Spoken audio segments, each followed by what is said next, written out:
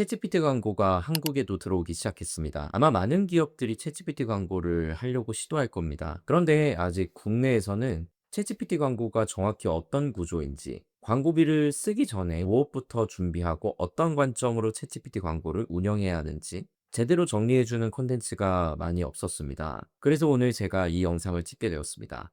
아마 국내에서 챗GPT 광고를 이 정도로 디테일하게 이야기해주는 콘텐츠는 아직 많지 않을 것이라고 생각합니다. 먼저 현재 알려진 챗GPT 광고 관련한 정보부터 알아보겠습니다. 챗GPT 광고는 현재 테스트 형태로 몇몇 나라들 대상으로만 진행이 되고 있고요. 한국도 이번 챗GPT 광고 파일럿 국가에 포함이 되어서 한국에도 들어오게 된 것입니다. 현재 안내 기준으로는 챗GPT 무료 이용자들을 대상으로 챗GPT 광고를 노출시켜 주겠다라고 하더라고요. 반대로 상위 유료 플랜을 쓰시는 분들에게는 챗GPT 광고가 노출되지 않는 것으로 안내되고 있습니다.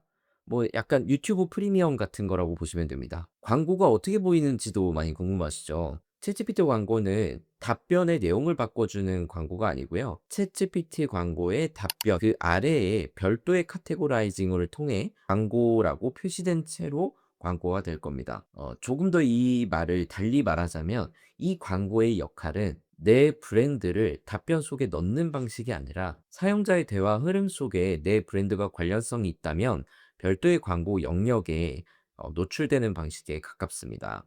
원래 처음에 챗GPT 광고가 테스트가 이렇게 이루어졌을 때는 CPM, 즉 노출당 과금이 되는 방식으로 진행이 됐었는데 이제는 조금씩 CPC, 클릭당 과금하는 방식, 뭐 일반적으로 광고가 거의 CPC 구조로 흘러가니까 아마 광고를 하셨던 분들한테는 조금 더 익숙한 과금의 방식으로 진행이 될 것으로 예상됩니다. 다만 아직 국내에서는 업종별 평균 단가가 얼마인지, 어느 정도 예산을 써야 성과가 나올지 이런 디테일한 수치나 노하우들이 당연히 아직은 테스트 과정이어서 확실치는 않다는 점, 이 점은 미리 신고 부탁드리겠습니다. 그런데 저는 이런 기본 정보들 외에도 조금 더 중요하게 바라봐야 하는 관점이 있다고 생각합니다. 챗GPT를 바라보는 관점인데요. 이 영상을 보고 계신 분들도 챗GPT 광고가 한국에 들어온다는 소식을 듣고 아마도 이렇게 생각하셨을 것 같습니다. 뭐 어디에 노출되는 거지? 어떤 방식으로 광고가 붙는다는 거야? 고객이 구매 직전에 우리 제품을 볼 수 있도록 해주는 구조로 광고가 되는 건가? 이거 진짜 잘만 쓰면 엄청난 기회 아니야? 저도 처음에는 이렇게 생각했는데요. 조금만 다르게 보면 이 기대감이 오히려 위험해질 수 있다는 생각을 했습니다. 여러분, 사람들은 챗GPT에 광고를 보러 들어오지 않습니다. 아마 광고를 본다라는 생각 자체를 아예 안 할 겁니다. 고민이 있어서, 선택이 어려워서, 실패하고 싶지 않아서 무언가를 요약하거나 누군가의 글을 정리하기 위해서 들어옵니다. 뭐 챗GPT 들어가시면 보통 이런 식으로 스크립트를 남기죠. 요즘 무릎이 안 좋은데 오래 걸어도 편한 신발 없을까? 처음 사업 시작했는데 세무사를 꼭 써야 되나? 우리 회사 고객 관리가 엑셀로만 되고 있는데 마땅한 CRM 툴은 없을까? 여러분, 이 질문들 안에는 단순히 키워드들만 나열되어 있는 방식이 아니죠. 상황이 있고요. 불안과 고민이 있고요. 선택의 기준도 있습니다. 그래서 챗GPT 광고에서 중요한 건 단순히 광고가 어떤 방식으로 노출되느냐가 아닙니다. 그 광고가 어떤 맥락에서 뜨느냐입니다. 같은 제품도 어떤 상황에 고객에게 보이냐에 따라 도움이 될 수도 있고요. 악성 광고처럼 느껴질 수도 있습니다. 그래서 저는 챗GPT 광고를 AI가 내 브랜드를 추천해주는 광고 정도로만 보면 안 된다고 생각합니다. 고객이 질문한 맥락 안에서 이 브랜드가 왜 필요한 선택지인지를 증명해주는 것에 가깝다고 생각합니다. 그럼 여기서 말하는 맥락이 도대체 뭘까요? 어렵게 생각할 거 없습니다. 맥락은 쉽게 말하면 고객이 이 질문을 왜 했는가입니다. 고객이 단순 정보를 찾고 있는 건지, 비교를 하고 싶은 건지, 실패를 하고 싶지 않아서인 건지, 처음이라 기준이 필요한 건지, 당장 결정을 빠르게 내려야 하는 상황인 건지, 뭐 전부 다 다른 상황이죠. 영상 편집을 처음 시작하려고 하는데 너무 비싸지 않은 노트북 추천해줘. 이 질문에는 이미 많은 정보가 들어가 있죠. 첫 번째, 영상 편집을 하는 사람입니다.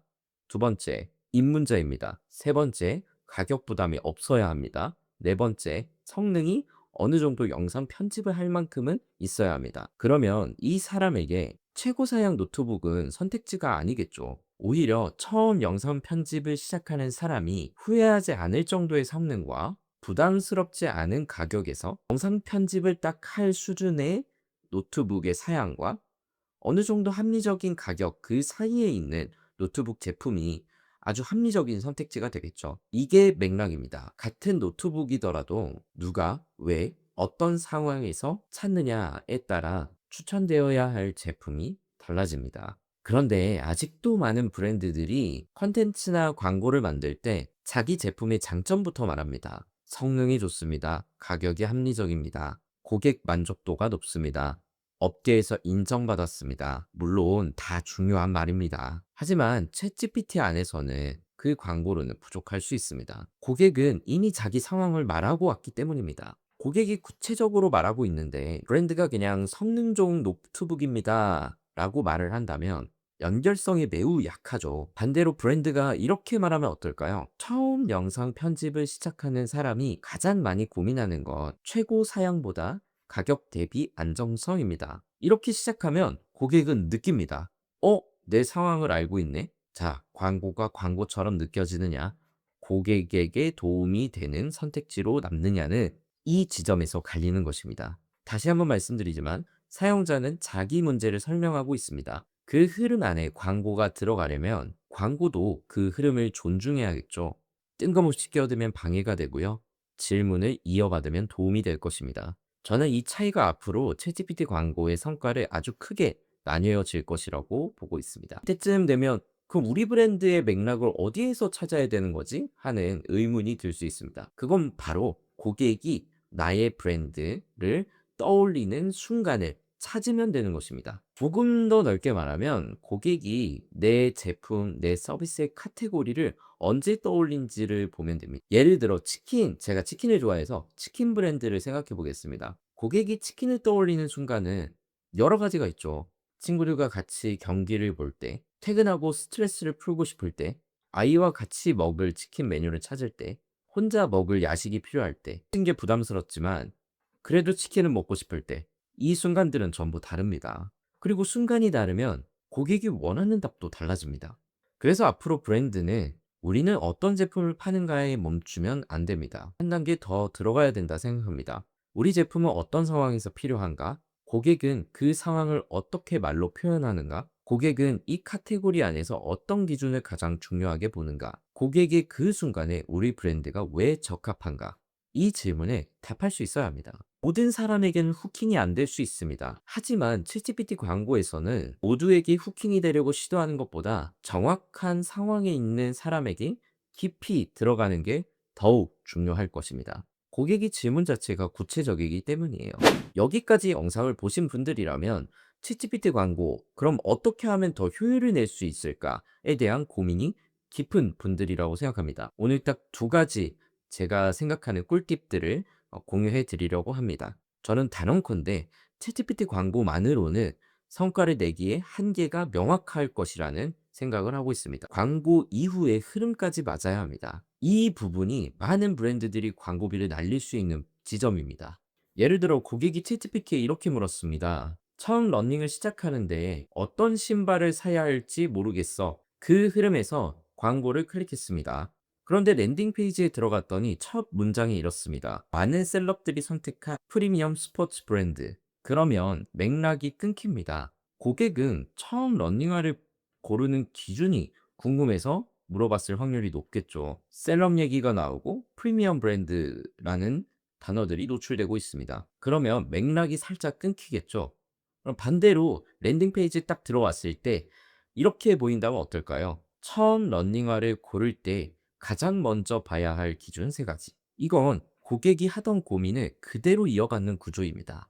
고객 입장에서는 이 문장을 딱 보자마자 내가 방금 챗GPT에서 하던 질문이 페이지에서도 이어진다라고 느낄 수 있습니다. 이게 왜 중요하냐면 그래야 고객이 다음 행동으로 자연스럽게 이어진다라는 것입니다. 저는 이걸 하나의 흐름으로 봐야 한다고 생각합니다. 광고 하나만 잘 만드는 게 아니라 고객의 질문에서 행동으로 이어지는 구조까지 설계해야 한다는 것입니다. 제가 늘 이 채널에서 말하는 매출이 나오는 구조화가 되지 않는다면 광고 효율이 아무리 좋아도 매출은 그다음 두 번째인데요.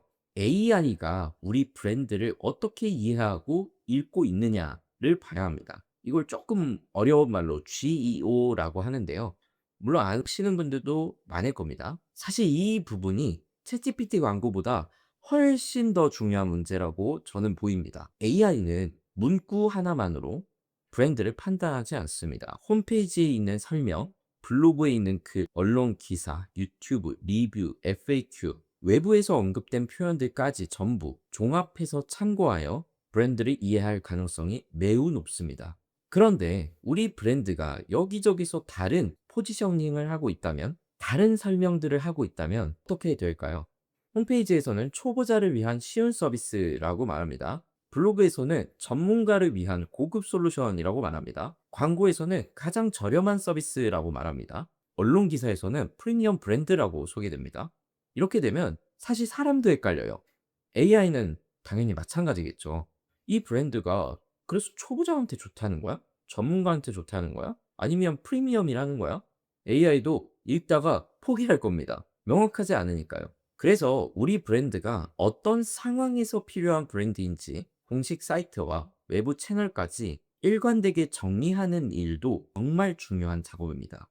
AI가 우리 브랜드를 잘 이해하고 적절한 맥락에서 떠올릴 수 있게 하는 것, 이게 중요하다는 것이죠. 어렵게 생각할 필요 없습니다. 이 질문들에만 답하면 됩니다. 우리는 어떤 브랜드인가? 누구에게 필요한가? 어떤 상황에서 선택되어야 하는가? 어떤 문제를 해결하는가? 다른 선택지와 무엇이 다른가? 고객이 자주 묻는 질문이 있다면 어떻게 답하는가? 이 내용이 홈페이지와 각종 소셜 채널, 외부 채널까지 전부 너무 다르게 흩어져 있으면 안 된다라는 것입니다. 특히 우리가 통제할 수 있는 채널이라면 기존 콘텐츠를 살펴보면서 브랜드가 어떤 상황의 선택지로 설명되고 있는지를 살펴봐야 합니다. 자, 정리하겠습니다. 챗GPT 광고는 AI 추천을 받아 내 브랜드를 광고하는 것이 아닙니다. 고객이 질문한 맥락 안에서 우리 브랜드가 왜 필요한 선택지인지를 보여주는 광고입니다. 저는 이게 AI 검색 시대의 광고 전략에서 가장 중요한 변화라고 생각합니다. 그리고 앞으로 마케팅은, 아니 더 나아가 사업은 더 많은 광고비를 쓰고 더 공격적인 마케팅을 해서 성장시키는 것이 중요한 것이 아닌, 고객의 질문을 더 이해하고 그 질문에 맞는 흐름을 잘 설계하는 것에 싸움이 될 것 같습니다. 제가 이 채널에서 말하고 싶은 것도 결국 이겁니다. 안 팔리는 제품과 서비스가 있는 게 아니라 고객이 이해하고 선택할 수 있는 구조가 부족한 경우가 너무 많습니다. 챗GPT 광고도 마찬가지입니다.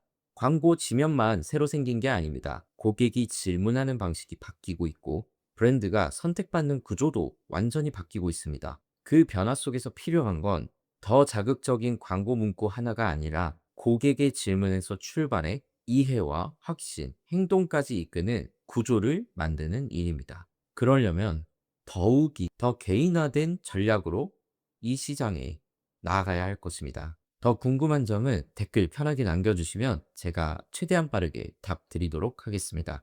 여기까지 시청해 주셔서 감사합니다.